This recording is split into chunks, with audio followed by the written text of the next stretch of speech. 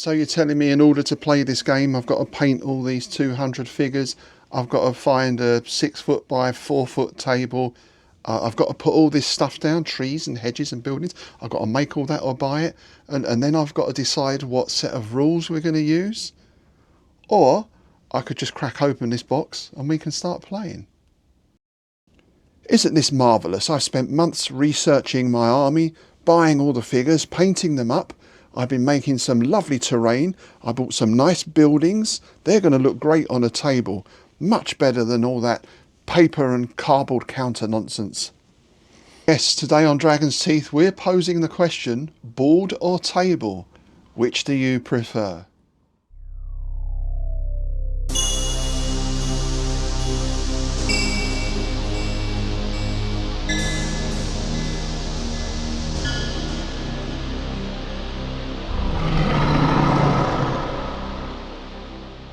Hi, I'm Rob Hoyt and thanks for joining me today. And yes, that is the question I would like to ask you. When it comes to your wargaming, do you have a preference for board games or for tabletop?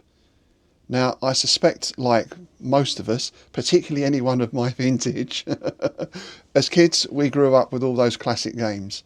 Cluedo, Monopoly, Mousetrap, Haunted House. I remember as a game called Mastermind. We had another game where you were a football manager, you ran a football club. There just seemed to be hundreds and hundreds of different types of board game. And in that realm of classic games, we can think about those that had what we could call a more strategic element. A favourite of ours, mine and my brother's, was a game called Admirals. I think it was a Parker game, played on a sort of square grid, and you had these little wooden blocks, each had an insignia on it that signified minesweeper, destroyer and so on. It was a bit like sort of naval chess. You couldn't see the other players' ships, you didn't know what they were, and you moved back and forward across the board hoping to take out their battleship, as far as I can remember. As well as that, I remember a Dad's Army game where you had to get the Warminster platoon up onto the beach to repel the invaders. And who could forget the classic Escape from Colditz as well, which I know is still going strong. In fact, I believe there's one or two groups on social media devoted entirely to Escape from Colditz. And we can also think of those investigative board games that also had a bit of an RPG element, things like 221B Baker Street, Game of Dracula, the Gothic game. I think I covered a couple of those on a Halloween special a little while back, so check the channel out for more info on them. And then of course we come to our actual board war games. The first one I ever owned and ever played was Africa Core by Avalon Hill, which was a fairly introductory level game, I think, just as well, that covered the whole of the North African campaign. So there we really got into our fold-out board of North Africa and your counters representing all your different units for the Africa Corps or the 8th Army. Alongside that, I can remember the SPI games. I had War of the Ring, which had 3 specific battles in it, and then even smaller games like Ogre or Steve Jackson's Car Wars. These were games that came in a little Ziploc bag normally. The map was not much bigger than A4, and you could generally get a good game with those that only lasted about an hour or so. And of course I have to mention my favourite all-time board game, Starfleet Battles. Though how much of a board game it is and how much of a Starship Combat Simulator it is as well, because you can play it with miniatures, that's open to debate. But for the purposes of today, it comes in a box, it's got a fold-out map, you use counters, it's a board game. So there are plenty of options when it comes to board games, but the same applies to tabletop as well, especially these days. I mean, with the advent of 3D printing especially, you can get figures for any army, any time, any period, any genre, and if you can't, then you can probably get some made up to your own spec and printed out. Also, when it comes to rules, the same applies. There's rules for every period, ranging from single combat to skirmish, all the way up to full-blown Napoleonic or Second World War divisional level battles.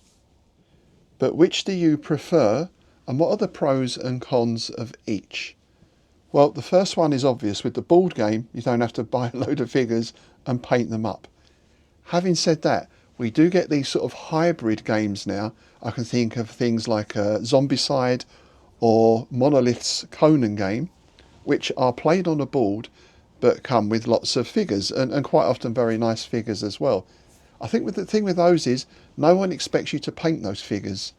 In fact, almost without exception, when I've seen those games played, the figures remain unpainted. You'd never do that on the tabletop. So with the board game, generally you open the box, you lay out the board and you put the counters and cards and whatever out. Pretty quick setup. When you're done, it all packs away again in the box. You put it in your bag, you tuck it under your arm. It's easy. Having said that, of course, there are some more involved games like Arkham Horrors that can take quite a while to set up, particularly if you've got the expansion sets going on as well. But even if you're doing a skirmish game, you're going to need probably a 4x4 space, which I suppose is about the same as a board game, to be fair. But you've got to have your figures, you've got to have your terrain, you've got to have your mat or whatever surface you're going to play on. And the thing is, you have to get all this to where you're going to play. If you're playing at home, of course, then it's fine. But if you're going to the club or to a friend's house, you've got to have suitable boxes to take all this stuff in. So, you go online and you look at figure cases, or you do what I do and go down B&M with some of your figures and see if things are the right size. You're going to need to spend a little bit of money on stuff to safely transport your figures and terrain. And of course, if you're playing a larger battle, that could be like 3 or 4 boxes. Because, of course, having assembled all this stuff, having got all your figures and painted them and made all your terrain, or even if you buy terrain and paint it yourself, you don't want any of it damaged in transit. So this leads us on to our next pro or con, as as that's for you to judge yourself. With tabletop, you have to paint stuff. No one uses unpainted figures unless in the direst emergency. I think in my numerous years of wargaming, only once did I have 2 units on a table that were unpainted, and I'm still living down the shame to this day. So some might see this as a bit of a chore, they might farm the painting out to someone, which is great because then it's helping someone make a living through wargaming and through modelling. But the upshot is you have to get these figures painted to be ready to go on the table.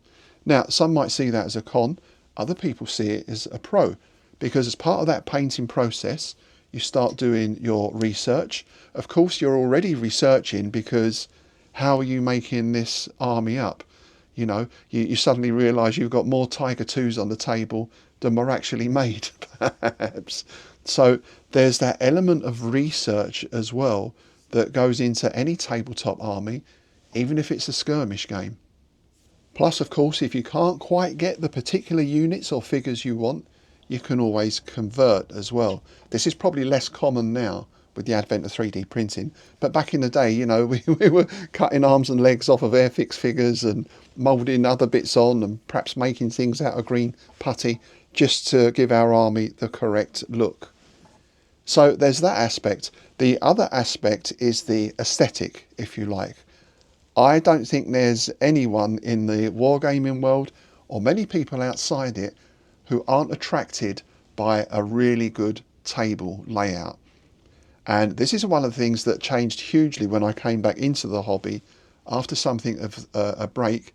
Back in the day, we were playing on upside down Subbuteo cloths with books underneath.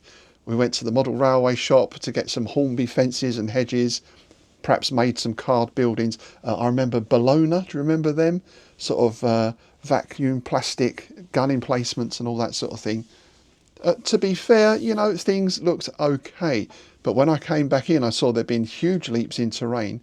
And most of the games now, when you go to exhibitions or even at the club, are pretty much at model railway sort of standard, that kind of level of detail. And people find that very attractive. A good looking table will always have a crowd around it. And I have to say, as good as any board game might be, well, let's go back to my beloved Starfleet Battles. you're at a convention and there's all these things going on. You see that huge Waterloo game, or you see the crossing of the Rhine in 15 mil or something like that. And then there's a couple of guys huddled around a paper map pushing some counters around. Unless you're specifically into that game, I would imagine most people are going to be drawn to the tabletop. Another aspect to consider is flexibility. This is a bit of a double-edged sword, because if you want to recreate a huge battle, let's say we're going to do Freiburg, then for a board game, that's great. We buy SPI's Freiburg, we've got the maps, we've got the counters, away we go, straight out of the box. If you want to put that on in 15 mil, let's say, so X amount of figures per side, you're going to need maybe an 8-foot table. The scenery has to be brought in, it's got to match the original battleground terrain and all the rest of it. So in other words, there's all that preparation. Yeah, it's going to be a great looking table, but it's taken 3 hours to set everything up, let alone all the time painting the figures and the rest of it. So that's great. We can say scratch one up to board games for that. However, the con side of that is if you've got that Battle of Freiburg game, or you're doing Arnhem or whatever it is, that is all you can play with that board game. So let's say you're a World War II enthusiast, you've got Arnhem, you've got Battle of the Bulge, various aspects of it, you've got perhaps D-Day landings, you've got maybe Kursk. Well, there's already 4 boxes that you've got to store somewhere. And generally speaking, that type of board game, they don't come in small boxes. You know, they're not those little Ziploc games that we used to enjoy. So if you want to cover all these battles, then you have to have the game specific to that battle. Obviously with miniatures, the same thing kind of applies, in that you've got to have the correct units for that battle, but you can use those units in other things. You can use that terrain for other games. Even better, you can make up your own stuff. So you might run a historical battle, but with a what if element. I suppose the classic would be Waterloo, but the Prussians don't get there for another couple of hours, that kind of thing. Or, of course, as many of us do, you play a scenario that either someone else has made up or you've made up yourself. And push comes to shove, if you've not had time to make anything up, you just set each side up on opposite sides of the table and you play a game. You know, it's as easy as that. Having said that, perhaps too much choice is not a good thing. Let's go to World War II again, which is one of my own favoured periods for wargaming. How many sets of rules are there for World War II? I think I've probably got somewhere between 50 and 20 at least in my drawer over there. From 1-to-1 skirmish systems like nuts, all the way up to 1/300th, rules like Firefly, and pretty much everything in between. So what you have to do then is find someone who wants to play your particular period. Unless you're going to let them use your figures, they have to have their own army and figures as well. And then you've got to decide what rules you want to use. Now, generally that's not been too much of an issue, because the way it normally works is someone comes in and says, oh, I've got chain of command, we're doing World War II Normandy, would anyone like to join in? And that's how it kind of works. Then if people are interested, I guess they'll buy that rule set themselves, they might buy some more figures and so on. But that element of choice can work both ways. You know, there's going to be some specific rule sets that people really don't want to play. They might find them too complex, they might find them too simple, they just might not like that particular rule set. You could have 6 gamers in a club all brandishing their own sets of rules for exactly the same period, but no one wants to play. With the board games, there's none of those arguments. This is a board game we're playing, bang, there it is, and here are the rules. Now, let's just talk about rules briefly as well, because one thing I do find, board games tend to have far more complex rules. If we accept those little Ziploc games like Ogre, I think there's one called Asteroid, you know, they're pretty simple, people can pick them up very quickly. But if you're getting into your larger, proper war games, then I often find the rules can be more complex and more difficult to learn than tabletop. If you had a couple of beginners joining in a game, say at a convention or down at the club, then you could give them a Sherman tank each, or a couple of Sherman tanks, for example. All they need to know is how far do they move, what's the range of the gun, a couple of other little bits and pieces. They don't need to have sat down and read the entire 40-page rule book in order to get going. And of course, if you've got other players there, you advise as they go along. I do feel with board games, there's nothing worse than sitting down and you start playing a game and you haven't got a clue what's going on. You have a quick scan of the rules. It feels a little bit like there was a League of Gentlemen sketch quite a few years ago where they're playing this card game called Go Johnny Go Go Go Go that some of you may remember, and basically the joke was the guy was making up the rules as he went along. So it was like, oh, you can't put an ace on a king, you have to put a jack on a king unless it's a Wednesday and unless you've got 3 diamonds in your hand. And I've played some ball games like that. Well, can't my guy just go there? No, because this and this. Quite a frustrating experience generally, which means if you are playing a board game, do you have to have a session beforehand or allow time beforehand to sit down and take everyone through the complete rulebook? I think in terms of game length, then it's pretty even on both sides. There are tabletop and board games that you can play within an hour, pretty much.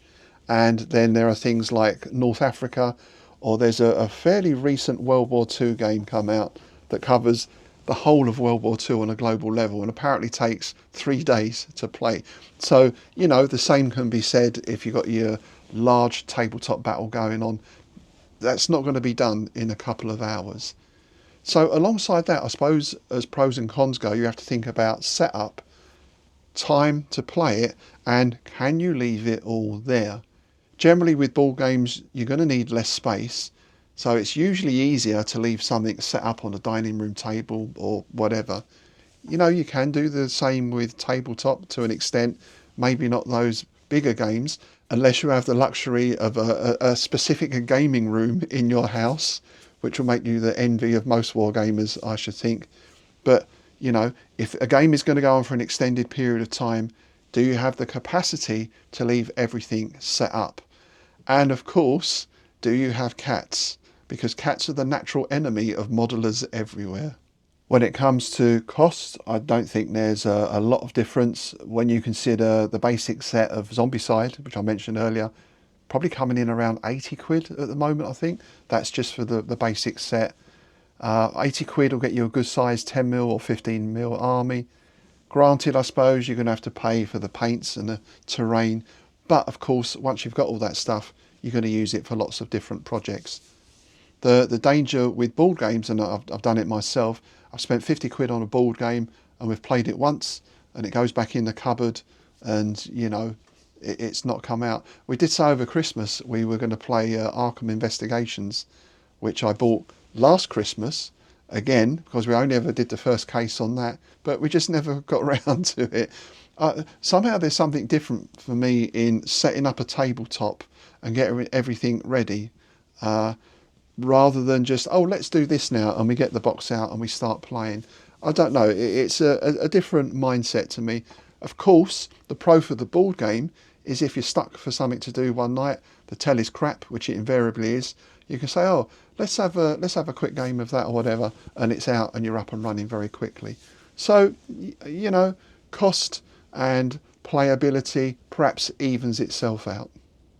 I suppose one other thing to consider with that though is, yeah, you've got your basic set for 80 quid, but oh, they've just released a supplement. Oh, they've just released an add-on. And oh, if you want to get this part, then that's another 40 quid for that box. You know, there's certain companies who are very well known for that kind of thing.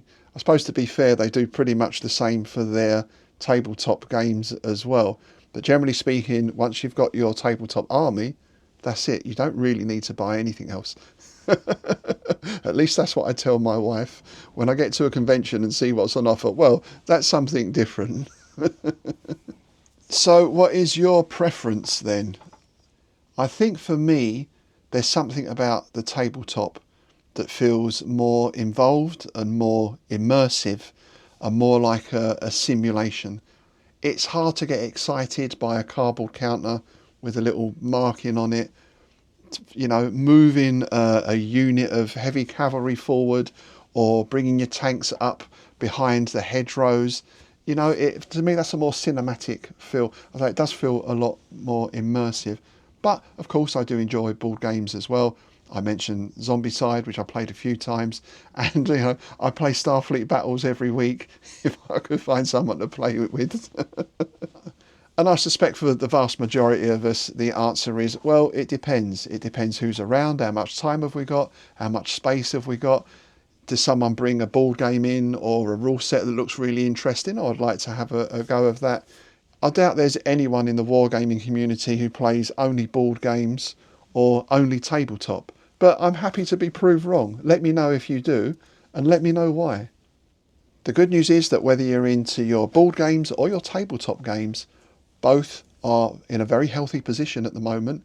There's new games coming out all the time. There's new figures, there's new rules, there's conventions almost on a weekly basis, certainly on a monthly basis. There's shops, there's clubs, there's a lot of stuff going on. And we have to consider that's in the face of the video game industry as well, which is obviously huge and obviously has a wargaming or RPG aspect for many of its games. But that's another subject. Do let me know then, pop a comment below, and I'll be very interested to hear your best and worst board game from last year as well. I think for me the worst was the Age of Conan big strategy game that Matt brought down to the club one night. The rules were quite vague and I wouldn't say incomprehensible, and the game itself didn't seem to make much sense. It was quite a long time to set up, and it was fairly tedious to play, I'm afraid. I mean, Matt agreed, so I'm not I'm not talking out of turn. You know, and that was quite a big game as well. I don't think that was a cheap one to buy. But I'll be interested to hear your experiences and thoughts. Thanks again for watching. As always, please do like, share and subscribe if you haven't already. Do keep those comments coming in, and I'll see you next time.